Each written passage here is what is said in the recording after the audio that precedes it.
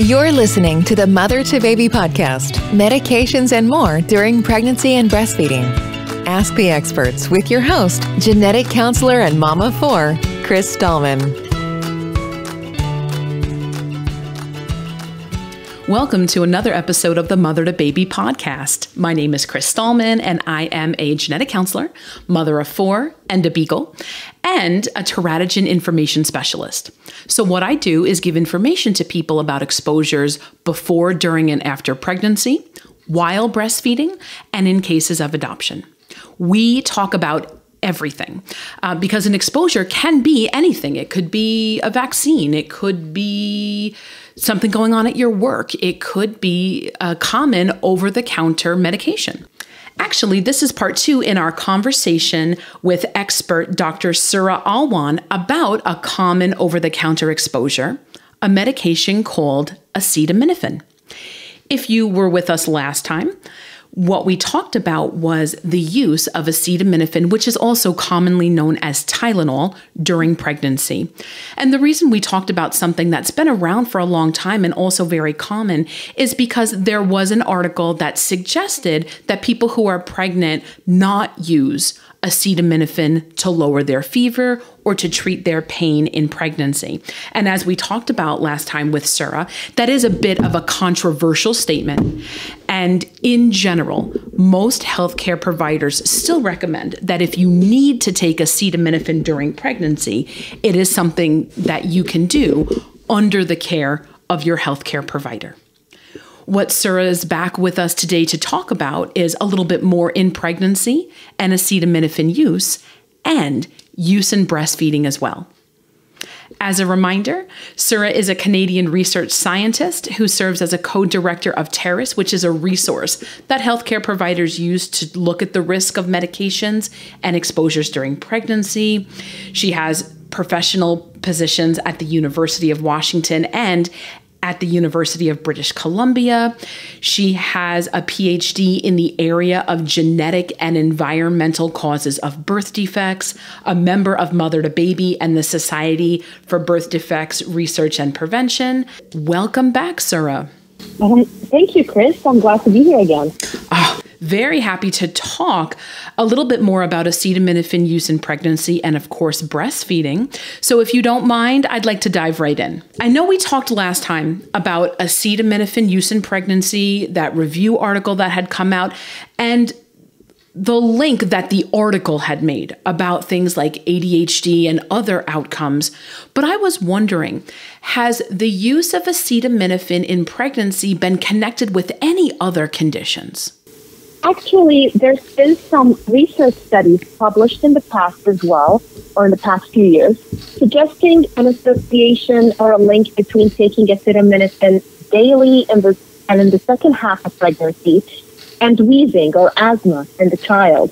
So those studies actually reported only a very slightly increased risk of asthma in the children of mothers who use acetaminophen regularly in pregnancy.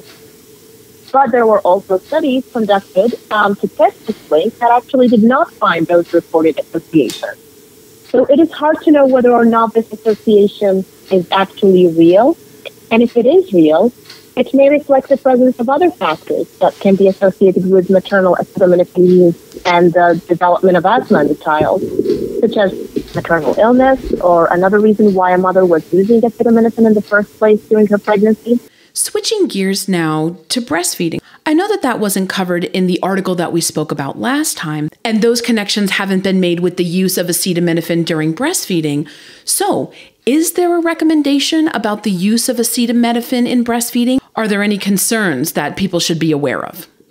Well, acetaminophen is actually found in very low levels in breast milk, and many times a baby or an infant may actually need to take acetaminophen for several reasons, and those could be at higher doses than what they would actually get from the breast milk.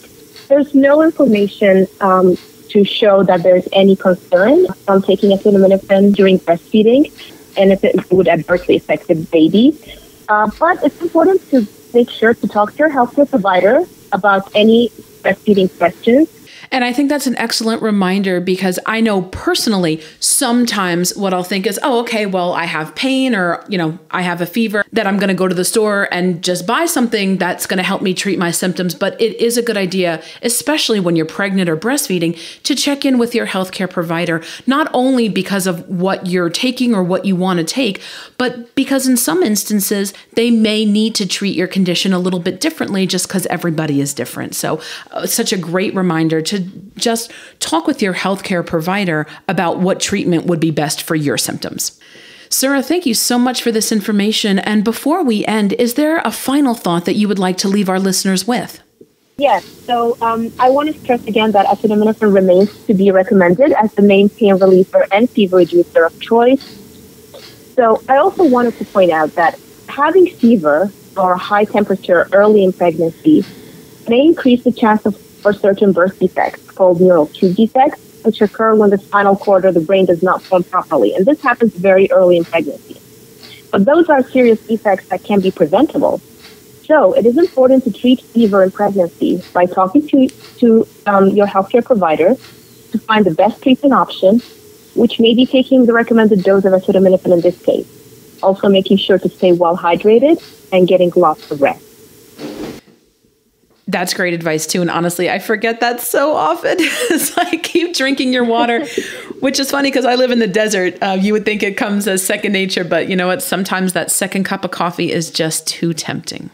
That's right. So again, Sura, thank you so much for your time and your expertise. We really appreciate you being on the show. And we hope to have you back on a future episode. Absolutely. I'd love to. Thank you, Chris. Thank you. And thank you to all of our listeners.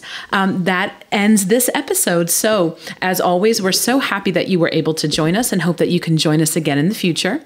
You can find us on iTunes or however you listen to podcasts. Don't forget to subscribe so you never miss an episode, and listen to some of our other episodes as well.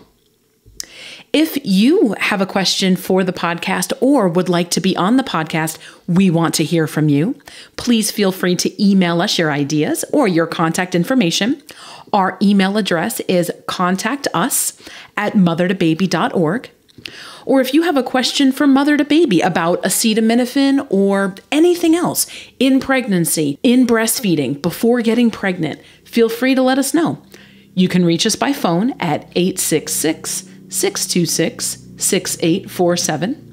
You can text us at 855-999-3525. You can find us on the web at mothertobaby.org, where you can chat with an expert. You can find our fact sheets on many, many different topics. You can find our information pages, our baby blogs, and a link to the Mother to Baby podcast. So if there's something that we can help you with, let us know. Until next time, thank you for being part of the Mother to Baby podcast. And remember, Mother to Baby is here for you. Take care. Mother to Baby is a service of the nonprofit organization of Teratology Information Specialists and supported by the Health Resources and Service Administration of the U.S. Department of Health and Human Services.